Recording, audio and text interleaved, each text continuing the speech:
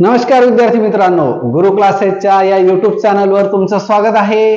आज आपण पाहणार आहोत स्वाध्याय 14.2 त्याच्यातला पहिला प्रश्न काय सांगितलंय आपण पाहूया।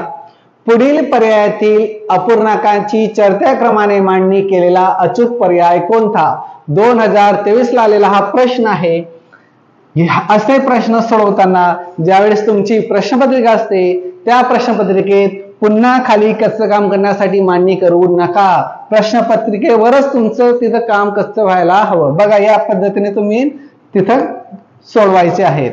मग आता तुम्हाला एक माहिती असेल, सुरुवातीला आपल्याला नियम सांगितलेले की ज्याचा छेद सारखा, आता बघा या ठिकाणी अपूर्णांकाचे छेद सारखे दिलेले आहेत। मग अशा वेळेस जर छेद सारखे असतील तर ज्याचा अंश मोठा तो मोठा आणि ज्याचा अंश छोटा तो छोटा असतो। मग या ठिकाणी चढत्या क्रमाने म्हणजे असेंडिंग ऑर्डर लावायची आहे। अशा वेळेस पहा, छोटा अंक अगोदर असतो पण या ठिकाणी छोटा अंक मध्ये आहे म्हणून पर्याय क्रमांक 1 येणार नाही। या ठिकाणी 1, 5, 6, 11 आणि 17 म्हणजे या ठिकाणी चढता क्रम आहे, म्हणजे हे अपूर्णांकांचा चढता क्रम योग्य आहे। पर्याय क्रमांक 2 याचं योग्य उत्तर। पुढचा प्रश्न पाहूया काय सांगितलेलं आहे। हे अपूर्णांक उतरत्या क्रमात कसे लिहिणार? डिसेंडिंग ऑर्डर, उतरता क्रम।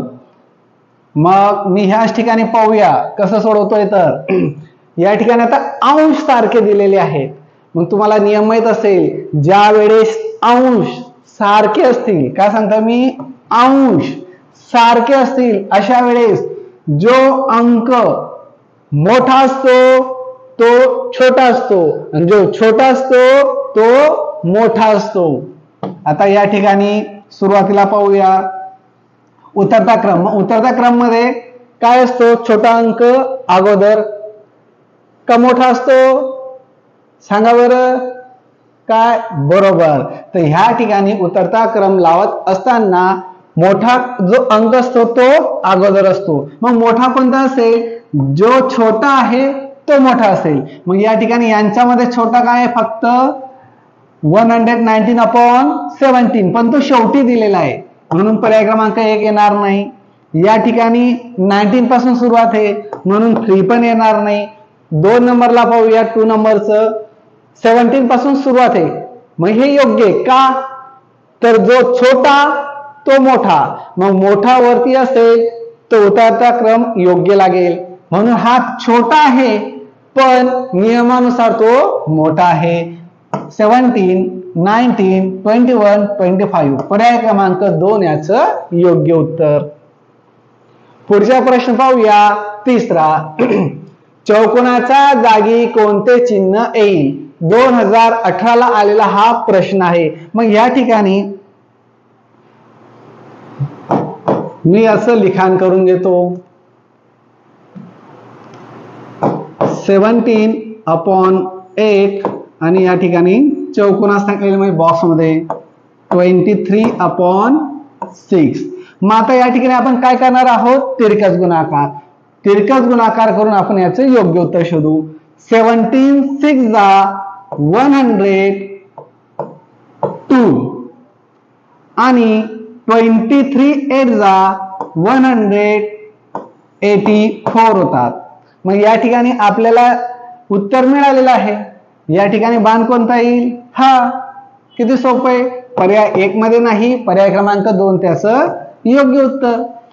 यासाठी मी तुम्हाला सांगितलेलं आहे की 13 पर्यंत तुमचे टेबल पाठ करून घ्यायचे आहेत, म्हणजे जो वेळ असेल टेबल तयार करण्याचा तो आपला वाचेल। म्हणून या ठिकाणी डायरेक्टली तुम्ही टेबल जर केला तर तुम्हाला योग्य उत्तर लगेच मिळतं। पुढचा प्रश्न आहे चौथा। हे अपूर्णांक उतरत्या क्रमाने लिहिल्यास डावीकडून तिसरा अपूर्णांक कोणता? आता डावी बाजू तुम्हाला माहित असली पाहिजे। ही माझी डावी बाजू, जी लेफ्ट साइड असते ती असते डावी आणि जी राईट साइड असते ती असते उजवी। मग ही आहे उजवी आणि ही आहे डावी। आपल्याला काय सांगितलंय? उतरत्या क्रमाने लिहिल्यास डावीकडून तिसरा, म्हणजे सुरुवातीला आपल्याला उतरता क्रम लिहायचा आहे।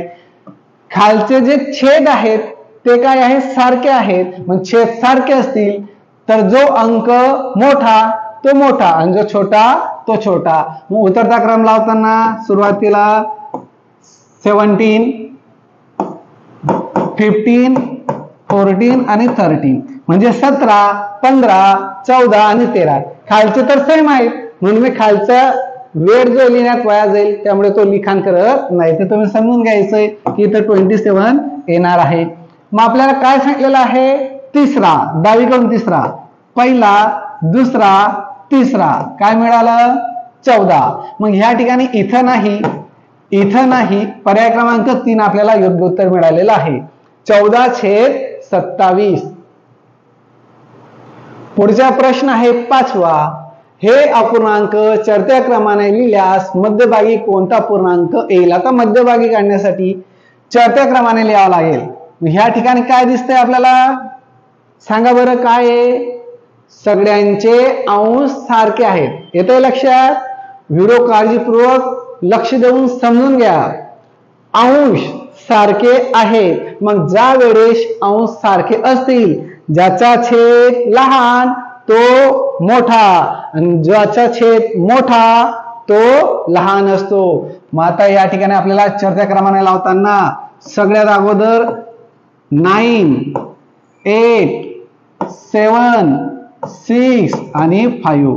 खालचे अंक काय येणार आहे? सर्वांना 11 11 सेम येणार आहे. मग ह्या ठिकाणी आपल्याला काय सांगितलंय? चढत्या क्रमाने मांडणी केल्यानंतर मधला अंक. मग हे 2 गेले, हे 2 गेले, मध्ये काय उरला? 7. मग 7 अपॉन, मग या ठिकाणी 11/7 पर्याय क्रमांक 1 आपलं योग्य उत्तर आहे. पुढचा प्रश्न आहे 6वा. त्या अगोदर सगळ्यात महत्वाचं म्हणजे प्रश्न सोडवत असताना काळजीपूर्वक लक्ष देणे आणि व्हिडिओला लाईक आणि सबस्क्राईब करायला विसरू नका. चला तर पुढच्या प्रश्नाकडे वळूया. या संख्या चढत्या क्रमाने लिहिल्यास पहिल्या व तिसऱ्या संख्यांची बेरीज किती? असेंडिंग ऑर्डर लावायचं आहे. पहिल्या आणि तिसऱ्याची बेरीज करायची आहे. आता पहा इथं खाली काय दिलेलं आहे? 9 म्हणजे काय? छेद सारखा आहे आणि छेद ज्यावेळेस सारखा असतो त्यावेळेस काय सांगितलेलं आहे? जो मोठा आहे तो मोठा आहे आणि जो छोटा आहे तो छोटा आहे. मग आता पहा चढत्या क्रमाने मांडणी करताना सुरुवातीला 2, नंतर 5, 7, 8 आणि खाली 9 जशास तसे. पहिला येतोय क्रमांकाला 2, तिसऱ्या क्रमांकाला 7. 2 + 7 अपॉन 9 हा जसाच तसा असतो. यांची छेदांची बेरीज होत नाही, वरच्या अंशांचीच बेरीज होते. 7 + 2 9, हा 9 जसाच तसा. सुरुवातीला विद्यार्थी मित्रांनो आपण एक नियम आणखी बघितला आहे. जर अंश आणि छेद सारखेच असतील तर अशा वेळेस 9 × 9, 9 × 9 त्यांचं उत्तर 1 येतं. या ठिकाणी योग्य पर्याय मिळाला पर्याय क्रमांक 1. सोपे, टेन्शन घ्यायचं नाही, लवकर लवकर सोडवायचे आणि खिशात मार्क ठेवायचे. चला पुढचा प्रश्न आहे 7वा. पुढील पैकी कोणता अपूर्णांक दिलेल्या अपूर्णांकांपैकी 2 अपूर्णांकांपेक्षा लहान व 2 अपूर्णांकांपेक्षा मोठा आहे? आता दिलेले जे अपूर्णांक आहे 2 पेक्षा लहान आणि 2 पेक्षा मोठा आता आपल्याला शोधायचा आहे. त्यासाठी सर हे कसे सोडवणार? मग तिरकस गुणाकार करून का? लहान मोठेपणा असं शोधायचा का? तर नाही, तेवढा वेळ आपल्याकडे नसतो तिथं. मग आता ही ट्रिक लक्षात ठेवायची. आता मी काय सांगतोय, अशा वेळेस 3/4, 6/7, 4/5, 4/6 आणि 2/8. आता यांचे जे छेद आहेत सारखे नाहीत, अंश पण सारखे नाहीत. पण नियमानुसार ज्या वेळेस या ठिकाणी पहा, लक्ष द्या, ज्या वेळेस अंश आणि छेद मध्ये एकाचाच फरक असतो, मी पुन्हा सांगतोय, ज्या वेळेस अंश आणि छेदामध्ये वरचा काय असतो? अंश आणि खालचा छेद, यांच्यामध्ये जर फक्त एकच अंकाचा फरक असेल अशा वेळेस अंशांचा विचार करायचा आहे. ज्याचा अंश लहान तो लहान, ज्याचा अंश मोठा तो मोठा. मग आता या ठिकाणी 3/4 लिहिला. 3 पेक्षा मोठा काय आला? 4. 4/5 एकाचाच गॅप आहे. 4 पेक्षा मोठा, इथं 5 नाही. 6 आहे, 6 घेऊ शकतो. 6/7. आता 7 पेक्षा मोठा नाहीये, सर मग हे उरलेले 2 यांचं काय करायचं? टेन्शन घ्यायचं नाही. यांना अतिसंक्षिप्त रूप म्हणतो, त्यांना संक्षिप्त रूप द्यायचं. 2 2 जा 4, 2 3 जा 6 आणि या ठिकाणी 2 1 जा 2 4 जा 1/4. मग या ठिकाणी 2/3 यांच्यात एकाचा गॅप आहे, वरती 2 आहे, म्हणजे याचा अगोदर 2/3 येईल. सर मग याचं काय करायचं? याला सुरुवातीला याच्यासोबत आणि याच्यासोबत तिरकस गुणाकार करून सोडवायचा. आता आपण सोडू. पहा या ठिकाणी 1/4 आणि ही पहिली जी जोडी ती घ्यायची 2/3 यांच्या तिरकस गुणाकार या पद्धतीने 3 1 जा 3, 4 2 जा 8.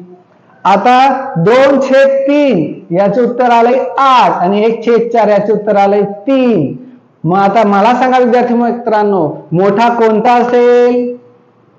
बरोबर, हा काय आहे? मोठा आणि हा छोटा. म्हणून 1/4 1/4 कुठे येणार? सुरुवातीला. झाला क्रम लागला. 2 पेक्षा मोठा या 2 पेक्षा छोटा. काय उत्तर मिळालं? 3/4. 3/4 पर्याय क्रमांक 3 ला योग्य उत्तर मिळालं. व्हिडिओ आवडतोय ना? लक्ष देऊन समजून घ्यायचं. कळला नसेल व्हिडिओ पुन्हा पहा आणि समजून घ्या. काही वेळेस आपली घाई होते, समजून घ्यायचं असतं. पुढचा प्रश्न, हे अपूर्णांक चढत्या क्रमाने लावले असता शेवटून दुसऱ्या क्रमांकावर कोणता अपूर्णांक येईल? असे प्रश्न मी अगोदर सोडवले. तुम्हाला अभ्यास हवा म्हणून हा HW. चला तर हा सोडवा आणि याचे उत्तर मला कमेंट बॉक्स मध्ये कळवा. काही अडचण? तर चला पुढच्या प्रश्नाकडे. तेवढा वेळ आपला वाचेल. पुढचा प्रश्न आहे, हे अपूर्णांक चढत्या क्रमाने लिहिले आहेत. हा क्रम योग्य ठरवण्यासाठी चौकटीत कोणता अंक लिहावा लागेल? ऑलरेडी हे काय आहे? चढत्या क्रमाने असेंडिंग ऑर्डरने लिहिलेले. म्हणून आपल्याला या ठिकाणी योग्य उत्तर शोधण्यासाठी काय करावं लागणार आहे? यांचा विचार करू. 3/4 आणि या ठिकाणी बॉक्स आहे आणि 7 आणि 8/9. आता या ठिकाणी कोणता अंक येणार आहे? अशा वेळेस 7 3 जा 21 होतात. 21 पेक्षा हे उत्तर आपल्याला जास्त हवं, म्हणून 4च्या टेबल मध्ये 2 घेतला तर 8 येतो. येणार नाही, इथं 4 येणार नाही. आता उरला 6. 4 6 जा 24 होतात. मग या ठिकाणी सर 6 घ्यायचा का 8 घ्यायचा? कारण 8चं उत्तर पण काय आहे? मोठं येणार आहे. तर या ठिकाणी पहा, या ठिकाणी 6 त्याचं योग्य उत्तर आहे. का? इथं जर 6 घेतला तर 24 आणि जर 8 घेतला तर 8/7 आणि इथं 8/9. यांचा तिरकस गुणाकार केला तर ही संख्या मोठी होते आणि आपल्याला चढत्या क्रमाने मांडल्यामुळे ही संख्या मोठी असली पाहिजे, म्हणून इथं योग्य उत्तर 6 आहे. पुढचा प्रश्न पाहूया. आपला 10वा प्रश्न. जर तर, आता या ठिकाणी जर तर विचारलंय. म्हणजे स्टारच्या जागी पुढील पैकी कोणता अंक येईल? आता यांचा आपण तिरकस गुणाकार करूया. 17/24 आणि स्टार 7 आणि या ठिकाणी हे जे अंक दिलेत हे काय सांगितले आपल्याला? मोठे आहेत. मग या ठिकाणी आपण तिरकस गुणाकार करूया. 76 जा 119 म्हणजे 119 आणि 24चा टेबल किती पर्यंत? 1 पर्यंत, याच्यापेक्षा लहान येईल. 7 पर्यंत जर घेतला तर उत्तर येते 168. नंतर जर 4 पर्यंत घेतलं तर 24 4 जा 96 येतात. मग ह्या ठिकाणी 96 याच्यापेक्षा छोटे आहेत म्हणून पर्याय क्रमांक 4 येणार नाही आणि 3 तर मुळीच येणार नाही. म्हणून याचं योग्य उत्तर आहे पर्याय क्रमांक 2. 24 7 जा 168. पुढचा प्रश्न आहे आपला 11वा. हे अपूर्णांक चढत्या क्रमाने लावले असता मधले 2 अपूर्णांक अनुक्रमे कोणते असतील. आता असेंडिंग ऑर्डरने लावून मधले 2 आपल्याला शोधायचे आहे. आणि पुन्हा इथं लक्ष येते का तुमचं? हा, त्यांचे अंश कसे सारखे. मग अशा वेळेस नियम विसरायचा नाही. चला नियम सांगा बरं मला. आता नियम काय म्हणतोय? आता यांना आपण चढत्या क्रमाने लावताना जो मोठा तो छोटा. मग सगळ्यात मोठा कोणता आहे? 22, नंतर 20, नंतर 30 आणि 11. सर वरचे 7 तेवढा वेळ वाचेल ना आपला पेपरात? तेवढा वेळ वाचेल. तुम्हाला समजण्यासाठी मी लिहून देतो पण तेवढा वेळ वाचेल. मधले 2 अपूर्णांक कोणते मिळाले सांगा बरं मला. सांगता येईल तुम्हाला? पर्याय क्रमांक सांगा कोणते? 1 येईल का? नाही. पर्याय क्रमांक 2 नाही, कारण 13 अगोदर आपलं 13 नंतर आहे. म्हणून याचं योग्य उत्तर पर्याय क्रमांक 3. आता पुढचा प्रश्न आहे आपला. पुढचा प्रश्न 12वा. 25 ची 1/5 पट अधिक 100 ची 1/2 पट बरोबर चौकोनाच्या जागी म्हणजे च च्या ची 1/5 पट चौकटीत योग्य संख्या लिहा. 2020 ला आलेला हा प्रश्न आहे. तर सुरुवातीला असे प्रश्न सोडवलेले आहेत आपण, पण पुन्हा एकदा समजून देतो. यांचा काय करायचा असतो? गुणाकार. 25 1 जा 25 आणि हा 5 जसाच तसा. बेरजेचे चिन्ह जशास तसे. 100 गुणिले 1 केले तर 100 आणि भागिले 2 जशास तसे. इक्वल म्हणजे काय? सारखे. आता यांचं उत्तर जे येईल तेच उत्तर आपल्याला इकडे यायला हवं. म्हणून या ठिकाणी चौकटीची जागा शोधायची आहे आणि 1/5. आता पर्याय पद्धतीचा वापर न करता अगोदर हे सोडवा. यांची बेरीज 5 1 जा 5, 5 5 जा 25, 2 1 जा 2, 2 5 जा 10. हा 0 जसास तसा. विद्यार्थी मित्रांनो यांची काय करायला सांगितलीये? बेरीज. यांची जर बेरीज केली तर उत्तर मिळालं आपल्याला 55 बरोबर.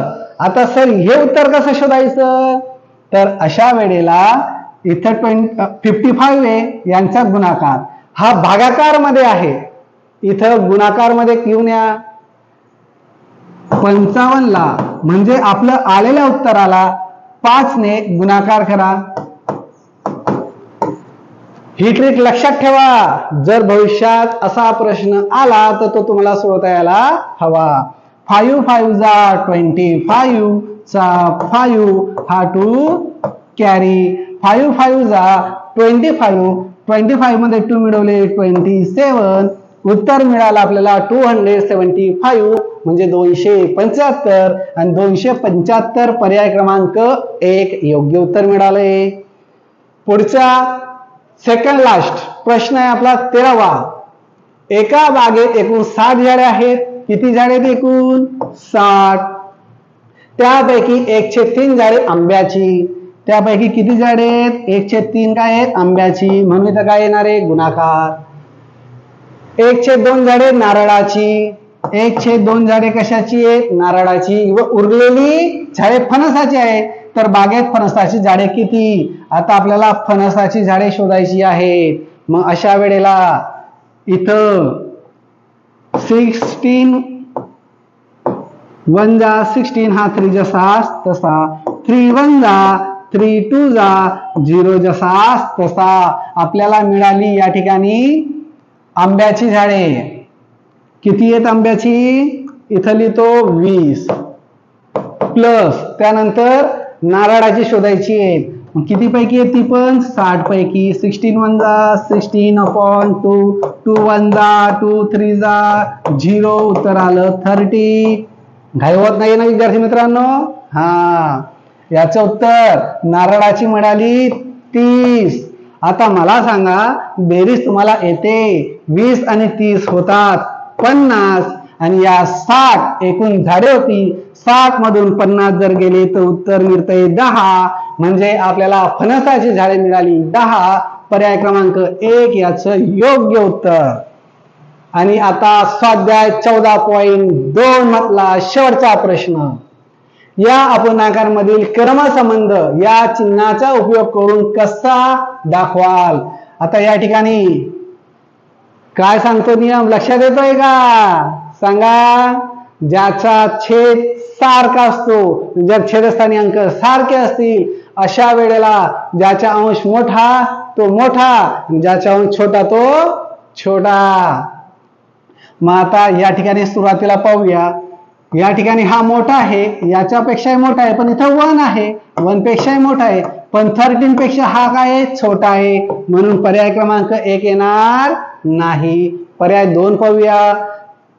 13 10 पेक्षा मोठा, 7 पेक्षा 10 मोठा, 1 पेक्षा 7 मोठा, म्हणून पर्याय क्रमांक 1 आपल्याला योग्य उत्तर मिळालेलं आहे. आपण त्याची अशी मांडणी केली तरी चालेल. 11 7 10 आणि 13. मग हे बाण दाखवताना आपण कसे दाखवू? असे. आपल्याला गोंधळात टाकण्यासाठी त्यांनी बाणांची दिशा इकडे दाखवलेली आहे, तर तुमचा गोंधळ उडायचा नाही. प्रश्न समजून घ्यायचा. व्हिडिओ कसा वाटला ते पण कळवा. धन्यवाद.